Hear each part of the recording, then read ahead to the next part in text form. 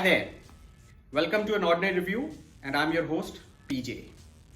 Now, have you ever had an experience where you went to this nice restaurant in the city, ordered the most exotic dish on their menu which has these nice ingredients, and you're looking forward to enjoy them? The dish comes, you start eating it, you feel full but don't feel satisfied. Well, that's exactly the feeling you get when you watch Red Notice, which is streaming on Netflix, and it stars Dwayne Johnson, Ryan Reynolds, and Gal Gadot. The movie has an ensemble cast, it's supposed to be an action comedy, and it's supposed to entertain you. But somehow, as you watch this movie, you don't get the enjoyment that you're looking for. Well, before I get into the details of the review, a quick synopsis of the story. So in this movie, Ryan Reynolds and Gal Gadot are these two thieves who are after three invaluable eggs that were with Cleopatra during her reign in Egypt. Now these eggs are very, very valuable. They can demand millions of dollars to the bidder who is actually wanting to have them.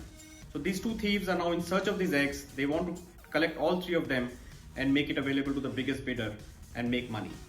And Dwayne Johnson plays the FBI profiler who is after these thieves. So that's the synopsis of the movie. Now the movie has multiple sequences which seem like a mishmash of other movies who have had those sequences before. So there's this sequence where the most secure safe is to be broken into to steal the egg.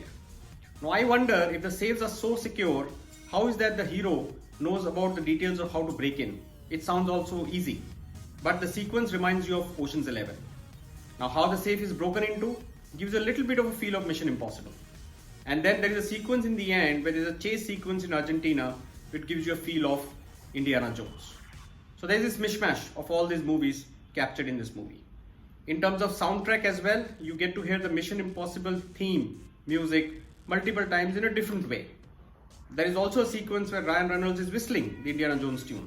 So you get the feel, that it has taken the inspiration from these movies to stitch it together in this movie.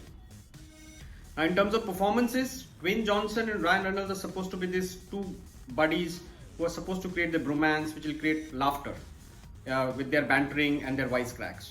Now Ryan Reynolds does his part in terms of trying to make you chuckle a few times in the movie, and you enjoy his performance as this fast talking guy who cracks jokes as he gives his performance.